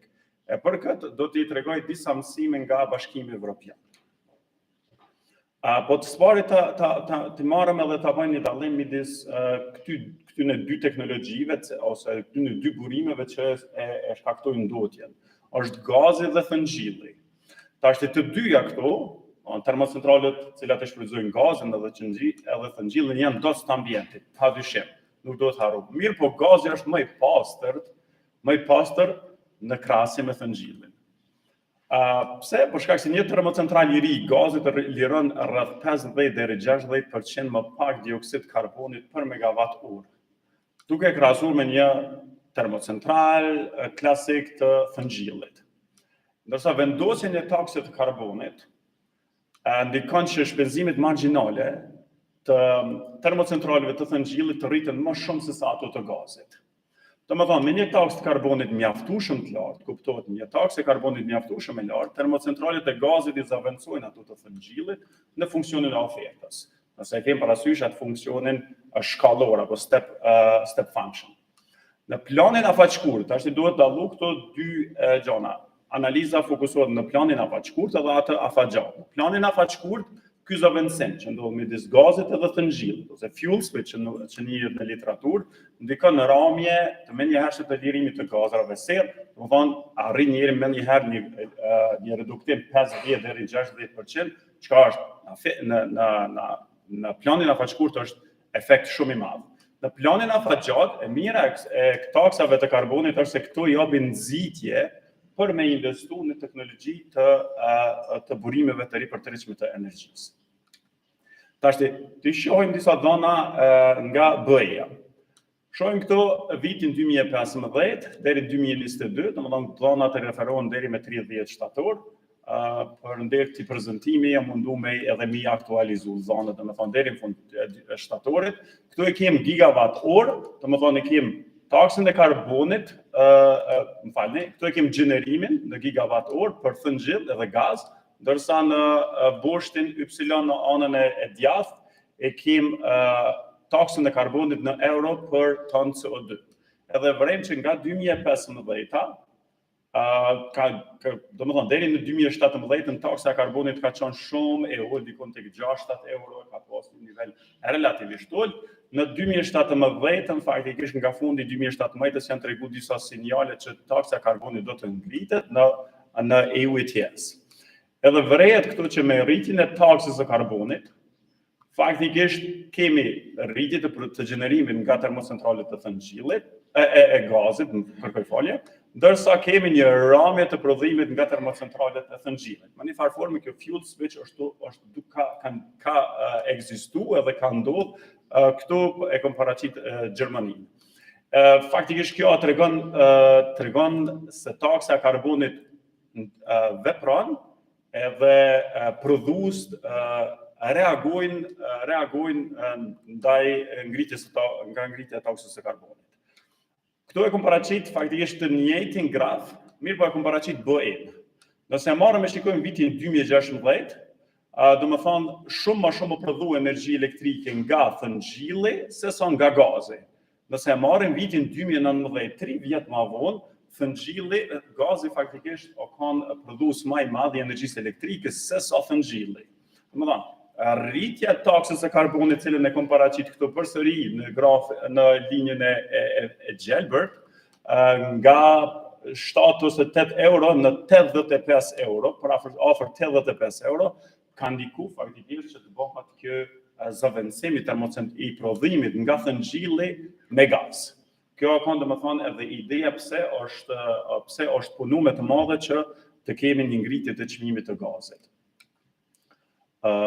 Mirë po, duhet të kemi parasysh se çdo gjë ka dhe efektet anësore të saj. Efektet anësore të rritjes së taksës së karbonit duhet shihen këto shumë qartë, shihen këto qartë për shkak se këto ndikojnë edhe në rritje të çmimit të energjisë elektrike. Nuk është politik shumë e pëlqyme. Kjo është edhe arsye pse pjesa më e madhe e politikbërësve nuk i pëlqejnë taksat e karbonit, për shkak se është shumë vështirë edhe me i pranu nga populli, duke i pas parasysh për shembull këto lekverdhët e Francës, cilët janë shumë shpesh kategorik kundër rritjes së taksave. Nuk është edhe lehtë të implementohen. Këtu duhet të regu edhe pak mirë kuptim edhe për politikbërësit, mirë po, ma vonë do të shohim se është teknologji ma eficiente edhe ma efektive, ose zgjidhje ma eficiente dhe ma efektive. Tranzicioni energetik në Gjermani, të shohim tash një dallim midis Gjermanisë dhe Britanisë madhe. Kështu që kërkoj falje për disa që e kam dëgjuar më herët këtë prezantim, mirë po meqenëse ishte tema e njëjta, vendosa që vetëm disa ndryshime margjinale t'i vaj në prezantimin tim. Çka ka ndodhur në Gjermani? Gjermania nga viti 2005, këtu janë dhëna për 2005 deri në vitin 2017, këto dhëna referohen një prej punimeve të mia. Kemi faktikisht gjenerimin në përqindje këto, që ka shku dikon deri në 20%, nga dikon 6-7% në 20% kam rrinë në 2017, tash dikon flitet e 30-40% që kam rrinë në të ndërsa kapacitetet gjeneruese kanë shku deri në 60% e kapaciteteve gjeneruese janë burime të ripërtërishme në Gjermani në formë të erës edhe në formë të energjisë solare. Mirë po, nëse e shikojmë këtë periudhë kohore, ose fokusohemi nga 2010 deri në 2017, çka vrem këto te lirimi i gazave serë? Vrem faktikisht një ramje shumë të vogël lirimit të gazave serë përkundër përqindjes së lartë të burimeve të ripërtërishme. Çka ka ndodhur? Pse ka ndodhur kjo në Gjermani? Kjo është edhe pyetja të cilën dua ta jep përgjigje në vazhdim. Gjermania faktikisht ka pas një sistem që e ka bazuar kryesisht në subvencionim të lartë të energjive të ripërtërishme. Dikon nga 2007 deri në 2017, dikon rreth 350 miliardë euro janë dhënë për subvencionim të energjisë të ripërtërishme. Ndërsa në anën tjetër taksa e karbonit ka qenë shumë e ulët, dikon 5 deri 7 euro, maksimumi 8 euro kam rënë. Kjo nuk kupton që ka pas efikasitet shumë të ulët të burimeve të ripërtërishme në uljen e lirimit të gazave serë, për shkak se ato kryesisht e kanë zëvendësuar gazin e jo thëngjillin, teknologjinë më ndodhëse. Tash ta shikojmë se si ka ndodhur kjo. Këtu e kam paraqit një grafikon, e kem në boshtin X, e kem megawatt orë, në boshtin Y e kem euro për megawatt orë ose kostën e saj. Nëse i marrim teknologjitë, cilat i ka përdorur Gjermania, hidro ka qenë është teknologjia më e lirë, vjen e para, tani pastaj vjen energjia nukleare, shkoj folje pse po prehet këtu ngjyra e kaltër, po këtu është një ngjyrë e kaltër, që duhet të ketë pagës kostot më të larta. Kem teknologjinë e thëngjillit, këtu janë domethënë këto shkallë, këto tregojnë që kem teknologji me eficiencë të ndryshme, dhe kem gazin e cila vjen pas thëngjillit, për shkak se është më i shtrejtë gazi, dhe edhe vjen vaj, derivatet e naftës. Kërkesa, kjo tregon faktikisht që gjitha këto teknologji për këtë nivel të kërkesës e supozuar në niveli i kërkesës i tillë, duhet të futen në prodhim për me e mbulu kërkesën. Kjo faktikisht gazi edhe e përcakton tash është teknologjia margjinale dhe e përcakton edhe çmimin e energjisë elektrike. Çka ka ndodhur me energjinë e ripërtërishme kur është bërë subvencionimi i energjisë ripërtërishme, faktikisht e kem një zhvendosje të funksionit të ofertës në të djathtë, edhe tash e vrem që me kërkesën e njëjtë kemi vetëm largim nga tregu të termocentraleve të gazit, domethënë termocentralet e gazit e kanë humbur tregun, por mirë po në anën tjetër kemi edhe një efekt tjetër që i ka gëzuar shumë edhe qytetarët, po edhe politikbërësit për me shiti këto si politikë shumë të mirë, që kemi pas edhe ramjet e energjisë, të çmimit të energjisë elektrike. Po kjo në anën tjetër e tregon edhe arsyeën pse më parë po një reduktim shumë më të vogël të emitimit të gazrave serë, për shkak se gazi nuk emiton shumë gazra serë në raport në krahasim me thëngjillin. Pra, kemi çmimet të ulta të energjisë elektrike, termocentralet e gazit e hupin tregun, kemi ramje të ultë të lirimit të gazrave serë, mirë po ndërsa në anën tjetër investimet në BRE janë mbështet kryesisht në subvencion. Kjo ka ndikuar që shtash në ramje të çmimit të energjisë elektrike, kjo tregon edhe grafiku tregon që sa më i lartë të jetë futja në sistem e energjisë ripërtërishme, aq më i ulët do të jetë edhe çmimi i energjisë elektrike. Kjo edhe tregon në anën tjetër edhe këto çmime të ulta që kemi pas nga 2000 kërkoj folje kum pas grafikun nga 2005-ta, nga 2005-ta kemi një trend negativ deri në 2020, në kuptohet këtu e kemi edhe efektin e pandemisë, ndërsa në anën tjetër këtu i shohim çmimet e energjisë elektrike duke u ngritur.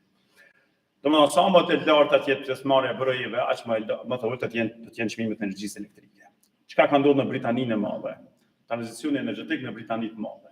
Këtu shohim që pjesëmarrja e energjisë solare dhe energjisë errës është shumë më e ulët se sa në Gjermani. Domethënë shumë që gjenerimi ja ka arritur diku deri te 15%, kapacitetet te 40%. Mirë po, kur e shohim këtë graf këtu i kemi emitimin e gazrave serë. Vrem një reduktim prej 55% emitimit e gazrave serë në Britaninë e Madhe. Domethënë, nga viti 2012 deri në vitin 2017, brenda 5 viteve arrin me i reduktu gazrat serë për 50%. Çka është efekt enorm. Si ka ndodhur kjo? Pikë parë Britania e Madhe ka vendosur me fut një taks karbonit unilaterale, domethënë një anshme, ajo ka qenë një top-up, shtesë në EU ETS. Domethënë, kjo ka qenë çmimi i EU ETS, nëse marrim nga 1 janari 2011 deri në janar 2018, shohim që ky ka qenë çmimi i EU ETS, i cilin e kanë paguar gjithë prodhuesit e Evropës. Britania e Madhe ka vendosur nga 1 prilli për shkak të kalendarit fiskal, nga 1 prilli të vendos një taks të karbonit e cila për çdo vit ka shkuar të u ngrit për 2 fishin e saj. Që në vitin 1 prill 2015 ka rritë 24 euro, për shkak se këtu në fund kur është konvertuar ka qenë 24 euro. Kjo nuk kupton që termocentralet e thëngjillit në Britaninë e Madhe kanë paguar shumë një taks më të lartë të karbonit se sa ato të Gjermanisë. Çka ka ndodhur këtu? Britania e Madhe kryesisht ka subvencionuar shumë pak burimet e ripërtërishme të energjisë, mirë po o bazuar në një taks më të lartë të karbonit. Kjo ka ndikuar që shpenzimet margjinale të thëngjillit, prodhimit të 1 megavatit nga thëngjilli, të bëhen më të larta se sa të atyre të gazit. Në këtë moment ndodh edhe ky efekti, domethënë fuel switch efekt, zëvendësimi i thëngjillit nga gazi. Shkoj folje. Tash të marrim edhe ta shikojmë grafikisht se si ka ndodhur kjo. Një ilustrim, kuptohet kjo. Këtu e kemi Britaninë e Madhe, nuk ka taks pa energji të ripërtëreshme. Është i njëjti skenar sikurse në Gjermani, edhe shohim këtu gazi. Mirë po, çka ndodh tash nëse e vendosim një taks edhe nuk kemi energji të ripërtëreshme. Vendosja e një takse bën që gazi edhe thëngjillet të zhvendosin pozicionet e tyre. Domethënë, më parë ke thëngjilli e para si teknologji e para më e lira, tash kemi thëngjillin e dyta, rritje enorme të kastës. Në anën tjetër kemi edhe gazin i cili e zavendëson thëngjillin, mirë po edhe gazit i ngritën kastën për shkak se ajo liron gazra serë. Kjo ka bërë që faktikisht të kemi Britania e Madhe të ketë çmime më të larta të energjisë elektrike, mirë po të ketë nxitje shumë më shumë për investimin në burimet e ripërtërishme të energjisë, pa me subvencionime shumë të vogla vetëm aty ku kanë qenë nevojshme.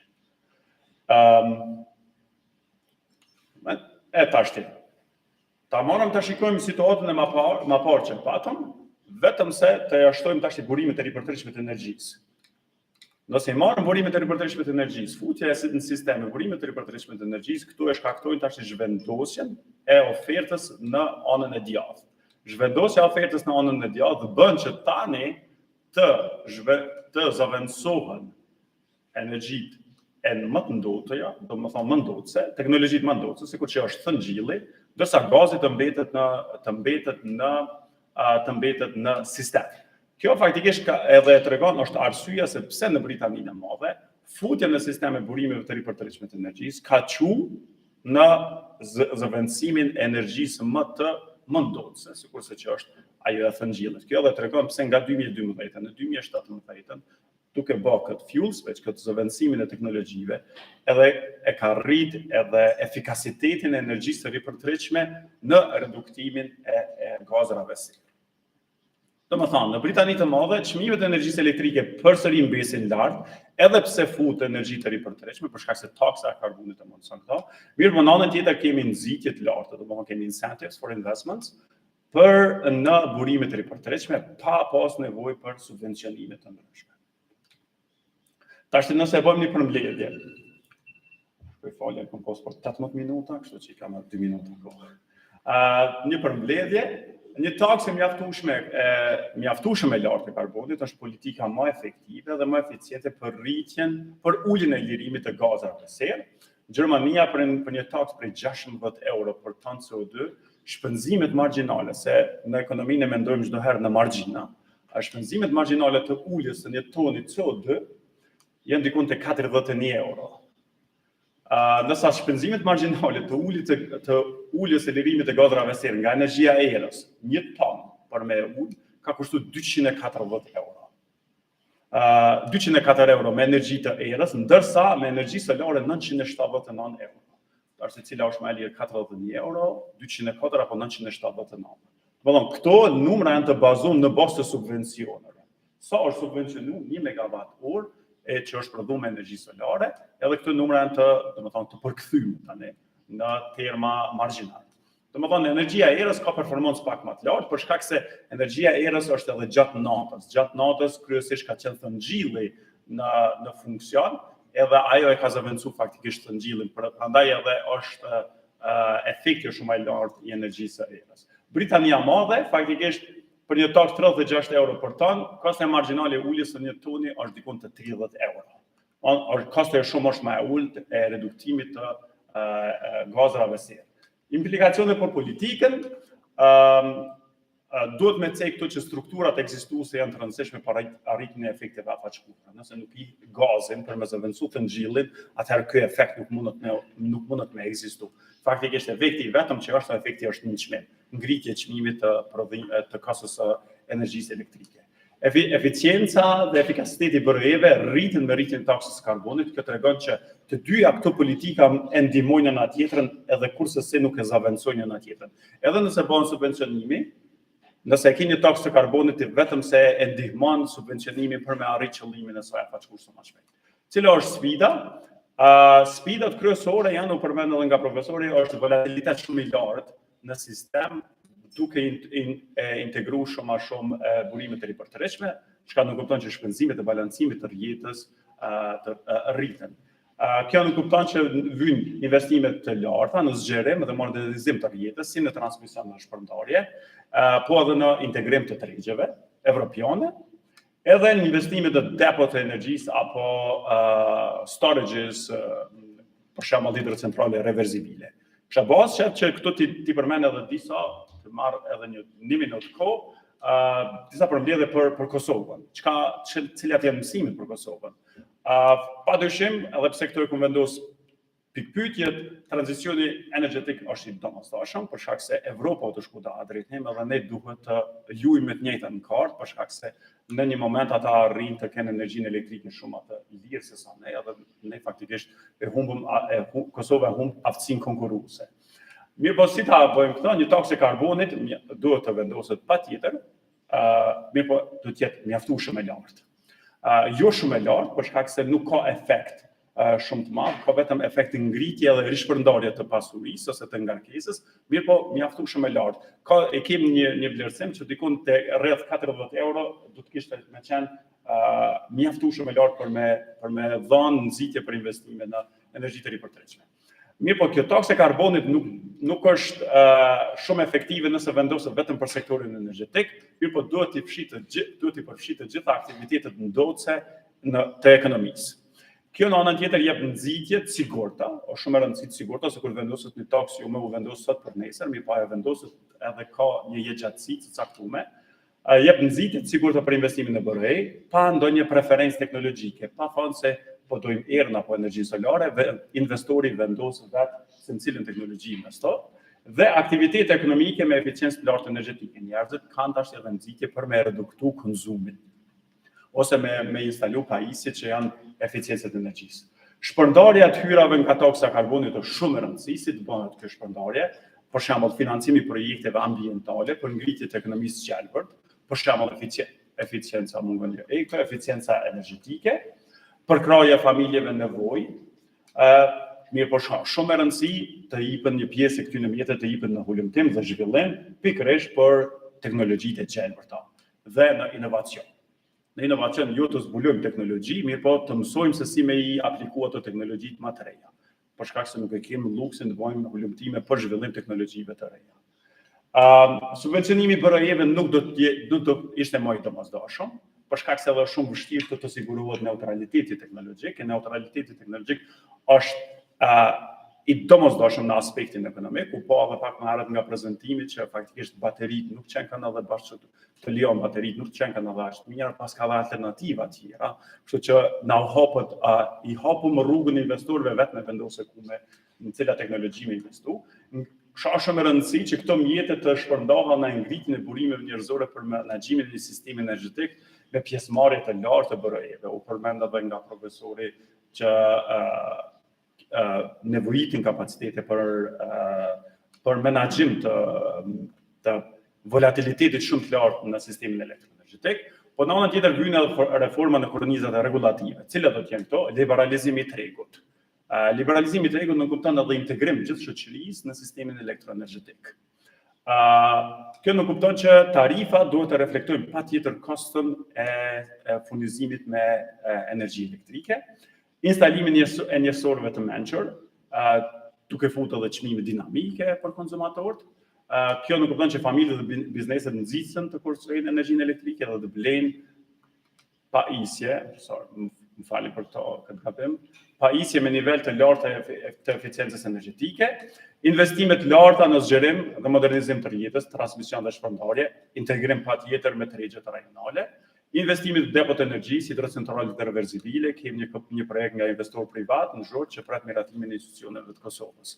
Faktikisht Kosova është i bërë disa hapa, presim që faktikisht të bëjnë edhe hapa të konkret në drejtim të implementimit në taksit karbonit.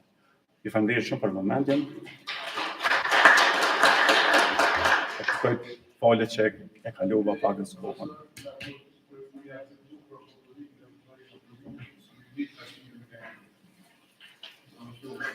Faleminderit shumë.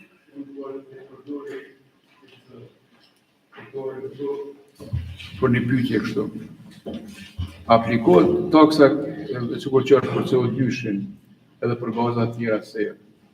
Edhe kur menohet të aplikohet? Jo, nuk janë kjo vetëm kryesisht takse karbonit mos ka bosh, është vetëm për takse, është vetëm takse karbonit. Tash janë planet me fut edhe sektorin e fluturimeve. Domethënë transportin ajror.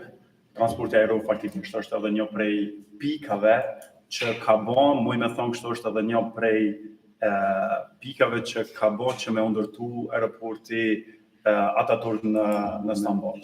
Për shkak se është posi mënyrë për me ju largu kompanitë ajrore posi mundësi për me ju largu taksave të larta. Faleminderit, unë një pyetje. Unë profesor Flamor. Më duket që ajo jam bërë.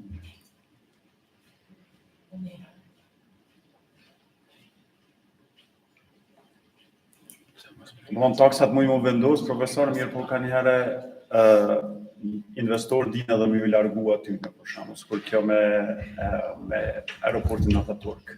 Edhe në bazë zhvendosje praktikisht. Profesor Flamori është Përshëndetje dhe faleminderit për prezantimin. Më lejon që të bëj juve një tre pyetje, jam interesuar të dija gjykimin tuaj së pari për ndryshimin e çmimit të energjisë elektrike në bursa.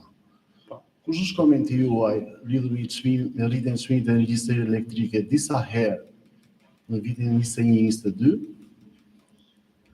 Së dyti, pyetja e dytë konsiston, a mund të shfrytëzoj Kosova mekanizmin e zhvillimit pastër? Po, pyetja e dytë. A mund ta shfrytëzoj Kosova mekanizmin e zhvillimit pastër? Dhe së treti, në prezantimin që thatë ju, paraqitet një kosto nga burimet e rinovueshme të energjisë shumë të ulët se sa të tjerat.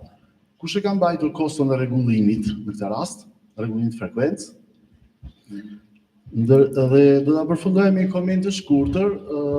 Ju përmendët dy eksperiencat e Gjermanisë dhe të Anglisë, por nuk e di a keni pas parasysh politikat e taksave lidhen dhe me politikat e punësimit? Faleminderit. Në tri pyetje. Faleminderit shumë për pyetjen.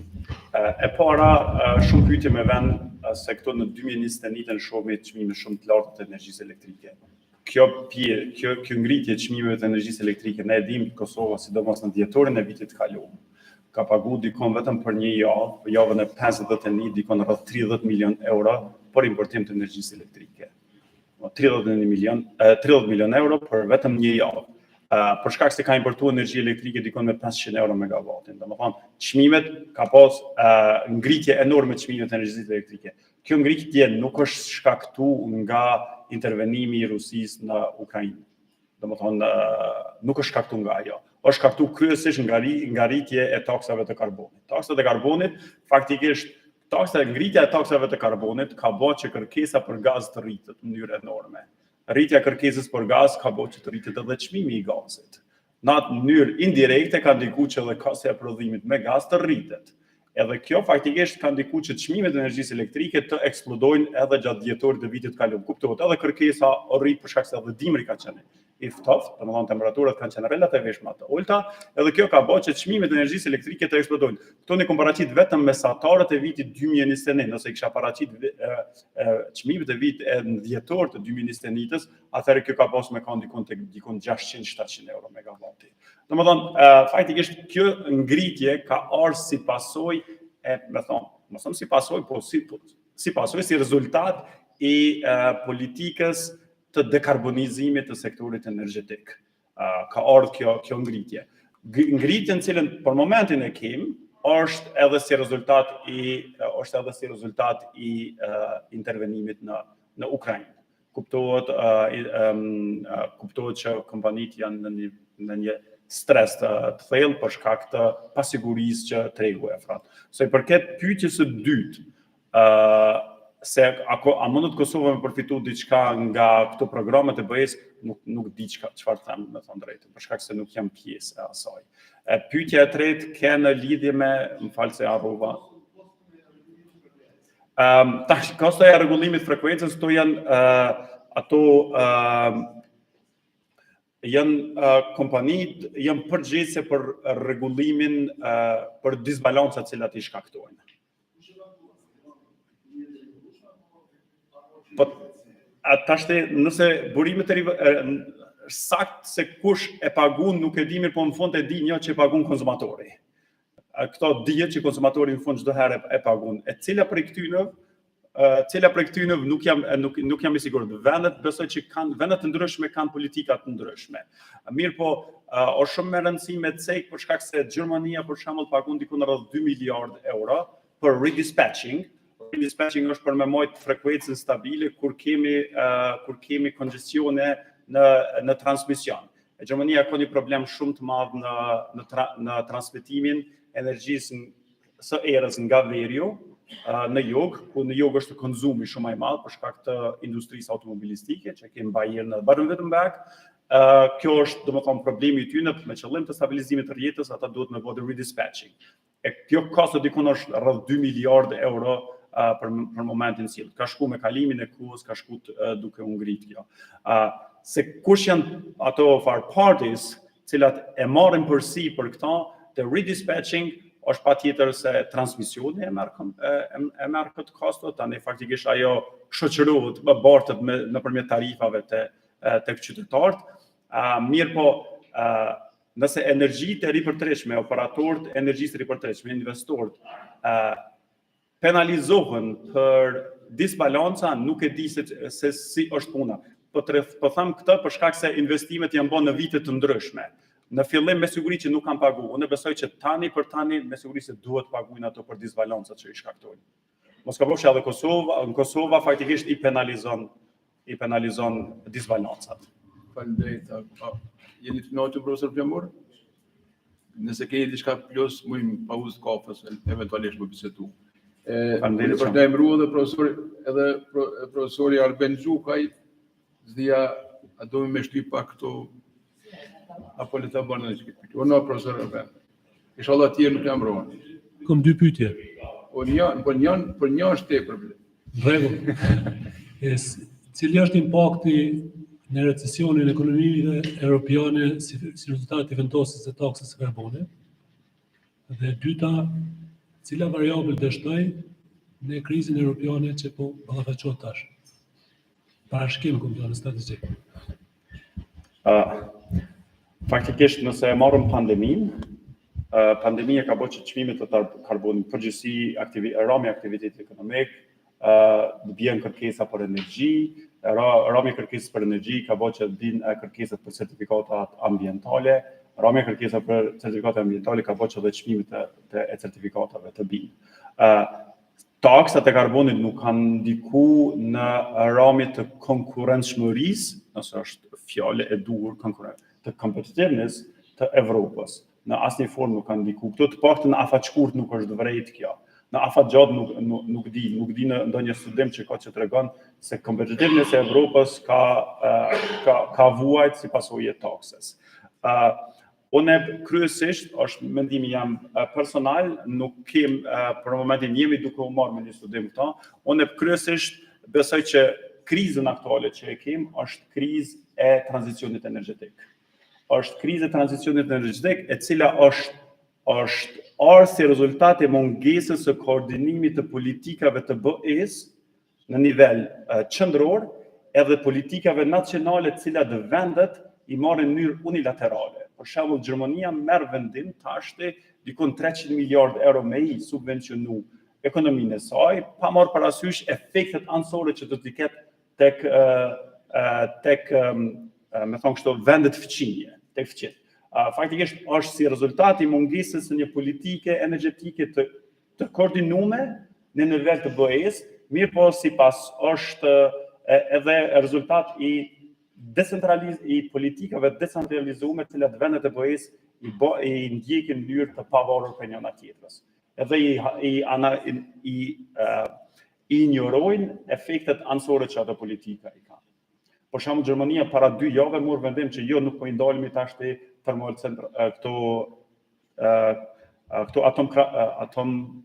termocentralet atomike. Pretën deri para 2 javë dite, e lënën tregun në stres, apo i lajnë, a nuk po i lajnë, edhe pse është konsumatori më i madh i energjisë, edhe pse është, unë e them personalisht që Gjermania është vendi i cili më shumë ka bërë distortions në tregun e energjisë nëpërmjet subvencionimeve të pakontrolluara të energjisë së përgjithshme. Nashta po t'i gëlloj pagës kritik ndaj Gjermanisë, mirë po numrat e tregojnë këta.